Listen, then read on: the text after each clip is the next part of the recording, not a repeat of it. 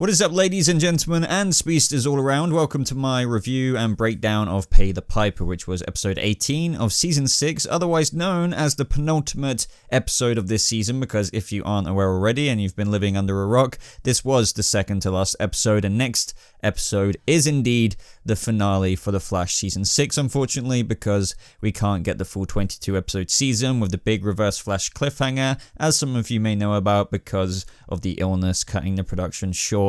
Long story short there. But this episode is something a lot of us fans have been waiting for, and for many reasons really, but I think the core reason being Godspeed. There was a bit of a mystery set up with his character right at the beginning episode of this season, with those copies of Godspeed running around Central City throughout the summer, and Barry Allen caught them, put them in the metahuman wing at Iron Heights, and we didn't really get much more of an answer than that. And it's good to see that in the post-crisis world, the story hasn't been changed, and that actually remains intact. And even though I didn't find the story with Godspeed as good as what I think a lot of us wanted it to be in this episode, I'm still glad that they just added another layer to the mystery. It's still actually far from over. I would say that this 100% added upon that beginning episode, because versus the beginning episode where we only got like the first couple of minutes of season 6 episode 1 containing Godspeed, this still was a whole episode more or less having him in it, but by the end it definitely added a deeper mystery to him, which I don't think will be resolved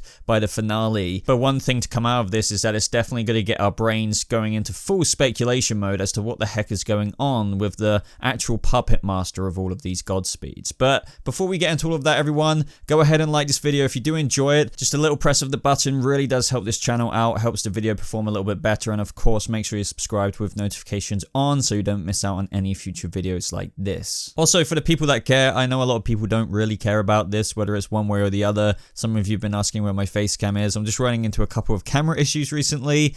Face cam will be coming back, don't worry about that. But yeah, this video yet again is just with some beautiful pictures of this episode of The Flash. So this episode began with Joe kind of zoning out, and then we have Barry speeding in, just really needing a hug. I mean, he explained the situation with the duplicates of, you know, the mirror clones of Iris, and then Sing, and then Camilla, and Joe mentions, you know, Wally's warning about how something was off with Iris, but he didn't really focus on it. And, you know, Barry was just expressing his concern with what if he can't save Iris this time. This was really just a little bonus scene because there wasn't really anything else that kind of sprung out in this episode with Joe. It was just nice to see him again. The one thing that I will say with this scene is that it really contrasts the beginning of the episode to the end, because Barry here is expressing how worried he is, what if he's not capable of saving her, whereas the very end of the episode has the complete contrast of Barry's optimism returning in terms of how, you know, they've got to get through this, they're going to conquer the Mirrorverse, they're going to get Iris back. And that was all to do with a bit of the help in this episode, the pep talks that were happening between Hartley Rathaway and Barry, or even Nash earlier on, to kind of forgive himself and just kind of move onwards and not dwell on the negativity of the situation, and yeah, just be the Flash, the optimistic hero that he usually is. So since there was a bit of a breakdown going on here, not only with Joe, but we had Cisco kind of freaking out, saying, I've been living with like this some copy of Camilla. We also had Barry losing his crap as well. Like this episode had a bit of actual kind of drama in it, because we had Barry, you know, I always say this, Grant gets great with his acting chops when he has some serious scenes like this, but later on in the episode as well, we also had Nash kind of pushing Barry. I don't know, like it felt a bit like, I don't know, unnatural at times, but I guess the tensions are really high, and they threw a couple of really kind of unwinding and freaking out scenes. I mean, even as Cecile said in this moment, we can't freak out. We need to concentrate on moving forward. And this is where everyone kind of set up a few tasks for themselves, with like Ralph and Nash looking into Ava. But first of all, I want to talk about the Mirrorverse stuff in this episode, which was spread out, but I'm just going to contain it all in this quick little breakdown here. So we still have Iris in the Mirrorverse. From the trailer breakdown that I did, I was suspecting that maybe she would have got out in this episode, but it turns out that she is indeed in the Mirrorverse until the finale. I suspect she will get out at the end of next episode,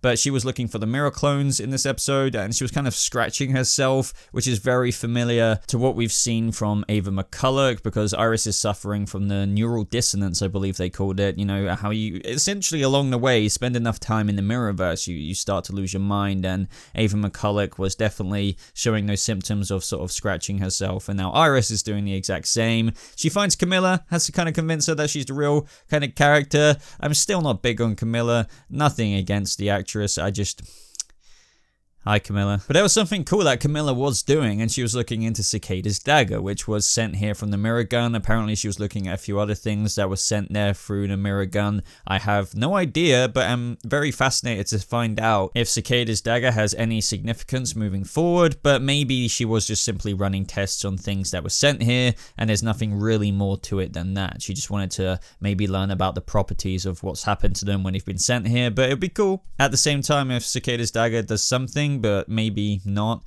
But we had Iris ultimately freaking out because of the dissonance, and I believe that is literally all we saw from her for the rest of this episode. Granted that this scene was towards the end, she just couldn't really hack it anymore, and she started glitching out the longer that she spends there. But this is where the stuff really started to get rolling in the episode, because we had Barry in the artificial Speed Force room, and that is when all of a sudden Godspeed comes in. Now I think everyone at this point in the episode, especially with Godspeed talking, we thought that this was the OG Godspeed, and you know, as I said from my trailer breakdown just a second ago, with this I also thought that this would be the real OG Godspeed in this episode, because it seemed like it from the trailer. And you know, we had Godspeed running around kind of flexing his little speed in the room, just in circles as speedsters do, and I think what somewhat solidified for a lot of fans that this may indeed be the original Godspeed, because as I said, he was talking, but he even said, and the way he put things, like, you're the one that stopped the others, I'm not impressed. So I think that kind of led us to the conclusion that, oh, you know, if he's referring to these others as Godspeed clones, then he must be the main guy. And he started taking Barry's speed, which I found really, really awesome, especially when, like, Godspeed was somehow, you know, sending out these vibrational pulses to keep Barry to the floor. This was kind of very comic booky of Godspeed, that they somewhat took from the Rebirth comics, and how he started draining his speed, which is somewhat of a new power that this Godspeed has learned to do with the speed that he currently has. I don't know, I just found that really cool. The effects looked awesome in this moment. I bet I'm somehow using it for the thumbnail because it just looked great. But yeah, like at this point I thought, oh, you know, there's maybe something to be quite excited about with Godspeed moving forward in this episode. But I do have to say, spoiler alert for this, just this review in general, it didn't still really add up to what I feel Godspeed could be. But they still, I do want to say right now as well, they did somewhat redeem it by the end of the episode with offering even more layers to this story. I think that was the redeeming quality for Godspeed for me. But before we dive into that chat and a bit of speculation towards the end of this video, I do want to talk about the other in-between stuff. So we had Nash calling the 4 previous Godspeeds at Iron Heights these cybernetic drones, which does make me think, wait, this whole time Barry was collecting those other Godspeeds, they were actually under the skin suits, just these cybernetics. Maybe that was meant to be like a joke, but maybe they were. Maybe there were these speedster-esque kind of I don't know, maybe I'm looking too into that. It doesn't really matter at the end of the day. But the one thing that Team Flash realized, and this was coming from Cisco, is that they need somebody who understands vibrational sonics. And that one person, of course, per the title of this episode, Pay the Piper, was Hartley Rathaway. Now, Cisco actually dug up the reason as to why he hates the Flash in this post-crisis world. And we got a flashback to the Flash Season 1, which is where Barry threw this lightning bolt at Hartley Rathaway's right-hand man, who happened to be the guy that he was in love with. And that lightning bolt, along with the vibrational weapon he was using, fused his body into this somewhat vibrational weird state, which has had him out of action for the previous several years until today. And I don't know if anyone else realized this, like they did it as some kind of like bomb drop that, you know, Hartley Rathaway was in love with this guy, but I found it very obvious that, you know, he was his world that he was referring to from the get-go. So from here on out in the episode, it was all about trying to say to Hartley that if they help with Roderick, then maybe he can help in return, with Godspeed being a threat since his vibrational waves can help definitely take Godspeed down, since his powers are quite useful against the speedster. In between all of this as well, when they were trying to fix Roderick in Star Labs, which, you know, initially failed to work, trying to use that helium and light to fix him, but we had Godspeed coming again saying, give me your velocity or your city pays, death will rain down on your city unless you give me what you want. Like, I was trying to enjoy this, and as much as I was, this is where I was kind of getting really apprehensive. I was just like, okay, I get it, Godspeed, you know, you can just have a villain who wants more speed. We've most certainly seen that before, but up until what I was seeing in this point in the episode, granted I didn't know the end of the episode here, but I'm just giving you my thoughts as of seeing this scene. I was just like, really? Is he really going to be this basic? I mean, as cool as this is, it's just such a shame that he's like, oh, give me your speed, and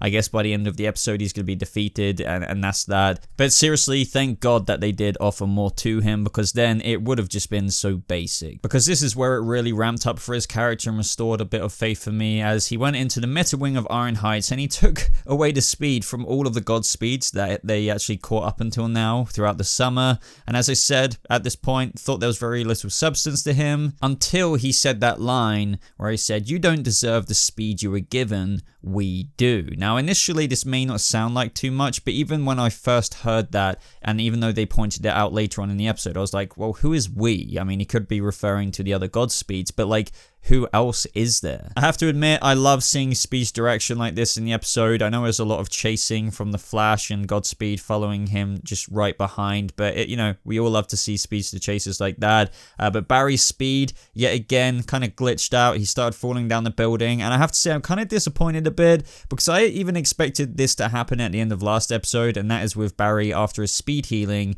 and when he woke up, when Ava McCulloch came in the room, I thought he would have spent the last drop of his speed through the self-healing maybe, but then last episode I was like, okay, well, next episode, surely he's going to run out of speed going up against Godspeed, but it still didn't happen this episode, despite the amount of speed that he used. I feel like, how you guys feel, some of you guys at least felt like the Mirrorverse angle was being dragged out a bit. I feel like the speed gauge is being dragged out a bit, because it's like he's running out, it's flashing red, but it's been flashing red so long now to the point of where I feel like he should have run out, and that would have added even more of an interesting layer and aspect to these episodes. But hey, despite all of the speed that he's used this episode, from seeing Joe at the beginning to running around several times, he's still got some, which, I feel like it would have been really cool if at the end of this episode, there was a big cliffhanger drop where it's like, oh crap, I've used all of my speed. And then it's like, we have to get the artificial Speed Force machine working. Now, as for right at the end of the episode now, at this point, Godspeed was really flexing his speed at the top of the building. It's kind of a shame that this didn't really come to anything more, because I was actually surprised. I was like, this is getting to like Reverse Flash crackling levels, because that lightning he was summoning, that white lightning, was really, I don't know, just branching out everywhere like it was some kind of weird ass octopus demon, like stretching out all of his tentacles of Speed Force lightning. So I was thinking, oh, what's he gonna do now? But he very naively just runs straight into Pied Piper's and Barry's like little cross stream that they had to take him down, and that was it. But either way, redeeming factor for Godspeed here for me is that in this moment where he's defeated, they had, I guess, his blood trickling out here, in which was apparently a charged sound, which, they used to stabilize Roderick, so it was all happy days there. Roderick, Pied Piper, back together again. Pied Piper's happy with Team Flash. Barry's got his optimism back after a bit of a pep talk. And, this isn't the last from Godspeed, because this is where, at the very end of the episode, just like the somewhat redeeming factor for the Reverse Flash episode, and how that episode had a similar effect for me, is when they teased him returning. So it's like, oh, there is more to this. And same with Godspeed here. Cisco thought they caught the real August Hart since he talked, but the Flash questioned him when they put him back in Iron Heights, and all he could say before actually going back to his drone-like modem talk was that the one who sent me wants infinite velocity. And that was the thing in this episode. He just wanted Barry's velocity that I guess he was keeping stashed away in that little mini fridge. But either way, who is the one that wants infinite velocity? Is that the actual OG Godspeed? The thing that I immediately thought when hearing, okay, there is a puppet master here, all of these Godspeeds, and this one in this episode is yet again just another modem speaking one, because if you didn't catch it, he did actually break down into that modem talk after he got put back into Iron Heights, and after he said that one sentence of him saying the one who sends me wants infinite velocity. I'm guessing that the one he's speaking about, or in reference to we, is the actual OG Godspeed. But then again, as I said, my instant thought there was like, wouldn't the real villain just go back and do it himself. I mean, I guess you could say that the actual OG Godspeed wants to send out others to do his dirty work instead of doing it himself is the safer option. Maybe he can get infinite velocity that way, and he doesn't have to risk his own self and his own mission that way. But I don't know. I feel like that's a bit lacking, so I'm hoping there really is a bit more of a mystery here. It's fascinating to see where this is going to go. Will this go into next season? If there was going to be maybe this other whole main villain next season, does that mean Godspeed was going to still pop up again as another side episode, or were they looking at making Godspeed a bigger part of next season? I mean, it's really kind of hard to know what they were planning to do with this, because there definitely is more to it, and that makes it more exciting for me, because yet again, Godspeed wasn't in many scenes this episode, as much as I think all of us want a full-on like ham Godspeed episode. But there is more to it, and I think that is something they've put on the back burner to kind of cook up slowly for some really exciting episode in the future, of where all of this kind of not 2 season long arc, I mean it's right at the beginning of this season, but it will be 2 seasons next year, this 2 season long arc of Godspeed's, I don't know, clones finally coming to fruition in this big bad battle. I just hope they make it a bit more complex of, I don't know, whoever it is pulling these strings of these clones being more than just, oh, I want infinite velocity. You know, I hope it's a bit more like, I don't know, backstory there. But other than that, in this episode, guys, just like last episode, I didn't speak about Caitlyn too much, but, you know, similar thing in this episode. She was barely in it. I kind of call this the pregnant storyline for her, because Daniel Panabaker really isn't in it right much now because of her real life situation going on. And that is still building off the teases from last episode with Killer Frost going to see her mum.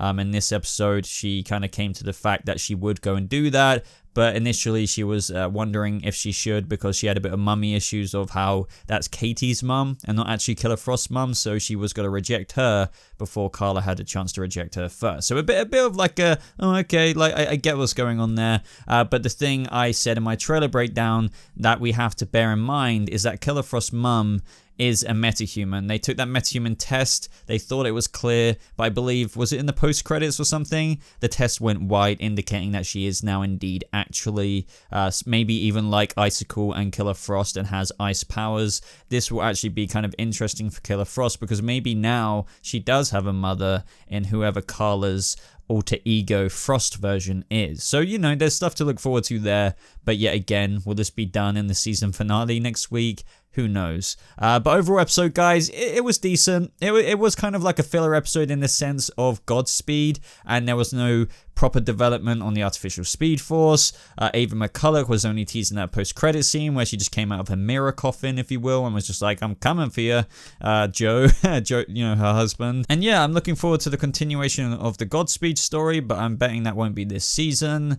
And yeah, overall, it was an enjoyable, entertaining episode. Not out of this world, but certainly something different. Changed up the game a little bit with throwing in more layers to the Godspeed mystery. And then as for Hartley Rathaway, it was cool seeing him again. Bit of a basic storyline there, save the one I love, but hey, it was all around decent episode. Would love to hear your thoughts on it down in the comments below, guys, along with your theories, of course, because there's a lot of, you know, speculation we can get into with just the Godspeed stuff alone. But once again, guys, as always, especially if you got this far, thank you so much for watching. If you want to talk to me a bit more, you can join my Discord server. Link to that server is always in the descriptions of these videos. But thank you so much for watching. I hope you have a lovely rest of your day, and I'll see you speedsters in the next video. Goodbye.